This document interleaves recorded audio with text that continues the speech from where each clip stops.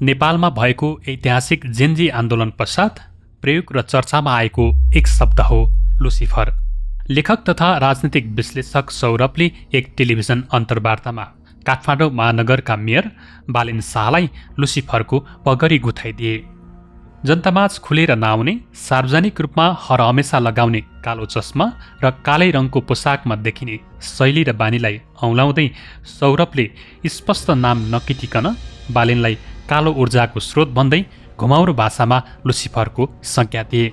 Gen Z आन्दोलनको उभारले ल्याएको उपलब्धिलाई फरक रूपमा तरङ्गित गर्ने यो संज्ञापछि सामाजिक सञ्जालमा बालेन नै लुसिफर हुन् भन्ने खालका भाष्य जबरजस्त स्थापित गर्ने प्रयास भइरहेको छ, जसमा बालेन शाहले कुनै बेला सिंहदरबार जलाइदिन्छु भन्ने अभिव्यक्ति, जेनजी आन्दोलनका क्रममा सिंहदरबार पनि जलेको घटना र त्यसपश्चात बालेनबाट आम रूपमा गरिएको अपेक्षा, उत्पन्न राजनीतिक सङ्कटमा बालेनले नेतृत्व लिन गरेको हिचकिचाहट या अनिच्छालाई मानिसहरूले सोही रूपमा बुझे र व्याख्या गरिरहेका छन्।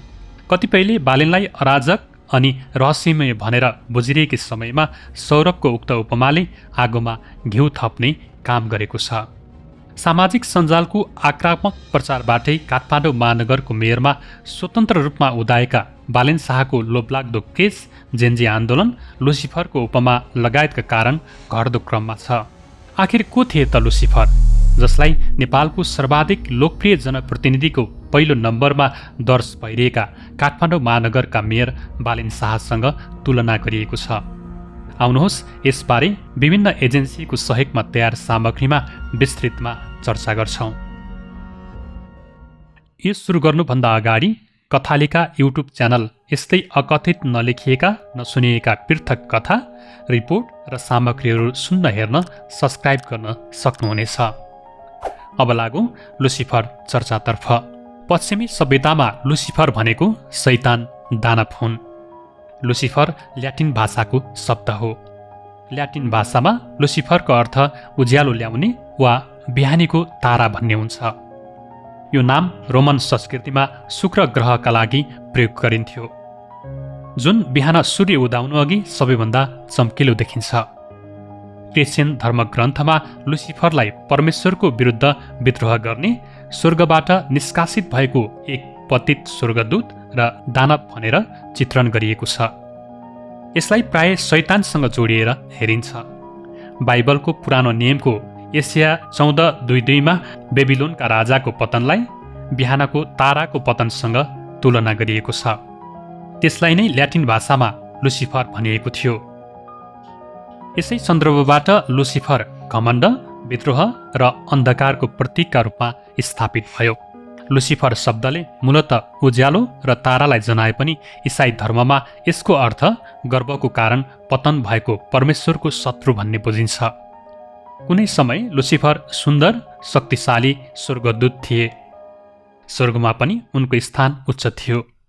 सौन्दर्य, शक्ति र बुद्धिमा उनी श्रेष्ठ थिए।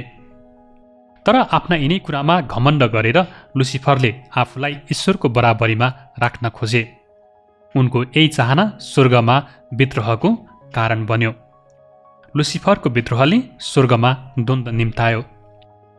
परम्परागत कथनअनुसार उनले स्वर्गका अन्य देवदूतलाई पनि आफ्नो साथमा ल्याएर ठूलो विद्रोहको नेतृत्व गरे। ईश्वरले यो विद्रोहलाई पाप माने र लुसिफरलाई स्वर्गबाट खसालिदिए। उनी फलन एन्जल अर्थात् पतित स्वर्गदूत बने। स्वर्गबाट खसालिएपछि लुसिफर नर्कमा पुगे। यहाँ उनले शैतानको रूप लिए। शैतानको स्वरूपमा लुसिफरले मान्छेलाई पथभ्रष्ट गर्ने, पाप कार्यतिर आकर्षित गर्ने, एडम र इभलाई वर्जित फल खान प्रेरित गर्ने सर्पलाई पनि लुसिफरको एक रूप मानिन्छ। लुसिफरको कथा केवल धार्मिक दृष्टिकोणबाट मात्र होइन, सांस्कृतिक र मनोवैज्ञानिक दृष्टिकोणबाट पनि महत्त्वपूर्ण छ। धेरै संस्कृतिमा यो कथालाई अहङ्कार र पतनको प्रतीक मानिन्छ। लुसिफरको विद्रोहलाई आत्मचिन्तनको प्रारम्भिक बिन्दु मानिन्छ, जहाँ एक प्राणीले आफ्नो अस्तित्वको सीमालाई पार गर्न खोज्छ र परिणामस्वरूप पतन हुन्छ।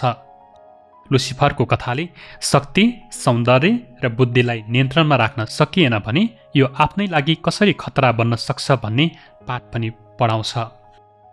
विश्व राजनीतिमा लुसिफरको प्रयोग किन हुन्छ? विश्व राजनीतिमा लुसिफर वा यसका पर्यायवाची शब्दहरू शैतान वा असुरको प्रत्यक्ष प्रयोग खास गरी प्रतीकात्मक र लाक्षणिक रूपमा हुने गर्दछ। यसका पछाडि मुख्यतः केही कारणहरू छन्। पहिलो कारण विरोधीलाई दानवीकरण गर्ने। राजनीतिक विरोधीहरू फरक विचारधारा वा शत्रु राष्ट्रहरूलाई पूर्ण रूपमा खराब र नैतिक रूपमा भ्रष्ट देखाउनका लागि यो शब्द प्रयोग गरिन्छ। कसैलाई लुसिफर वा शैतान भन्नुको अर्थ उनीहरू मानव होइनन् तर शुद्ध खलनायक हुन् भनी आरोप लगाउनु हो।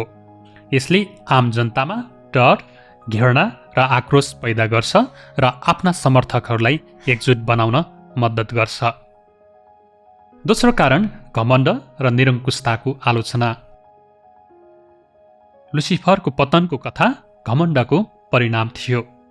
राजनीतिमा जब कुनै नेता वा शासन प्रणाली अत्यधिक आत्मकेन्द्रित, निरङ्कुश वा दमनकारी हुन्छ तब यसलाई लुसिफरियन शक्तिसँग तुलना गरेर उनीहरूको घमण्ड र अहङ्कारको पतन निश्चित छ भन्ने सन्देश दिइन्छ। तेस्रो कारण षड्यन्त्र सिद्धान्त। कतिपय षड्यन्त्र सिद्धान्तहरूमा विश्वका शक्तिशाली र गोप्य संस्थाहरू वा कुलीन वर्गहरूले गोप्य रूपमा लुसिफरियन दर्शन पछ्याउने वा शैतानी शक्तिसँग साटकाट गर्ने दाबी गरिन्छ। यसको उद्देश्य ती शक्तिशाली समूहहरूलाई अमानवीय र खतरानक देखाउनु हो, जसले उनीहरूको विरुद्ध जनमत सिर्जना गर्न सहयोग गर्छ। चौथो कारण नैतिक युद्धको चित्रण। लुसिफरको प्रयोग गरेर कुनै पनि राजनीतिक सङ्घर्षलाई असल र खराब बीचको नैतिक वा धार्मिक युद्धको रूपमा प्रस्तुत गरिन्छ। यसले आफ्ना कार्यहरूलाई सही, पवित्र र आवश्यक ठहराउन मद्दत गर्छ र युद्ध, हस्तक्षेप वा कठोर नीतिहरूको औचित्य सिद्ध गर्छ।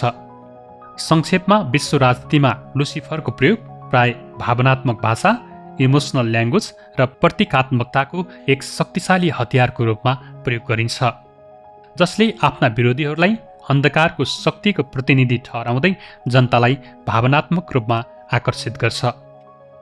अब यस अनुसार काठमाडौँ महानगरपालिकाका मेयर बालेन शाहलाई लुसिफरको संज्ञा दिनु कति उचित या अनुचित छुट्याउने जिम्मा तपाईँको पनि। ग्लोबल आइएमए बैंक, सबैका लागि बैंक।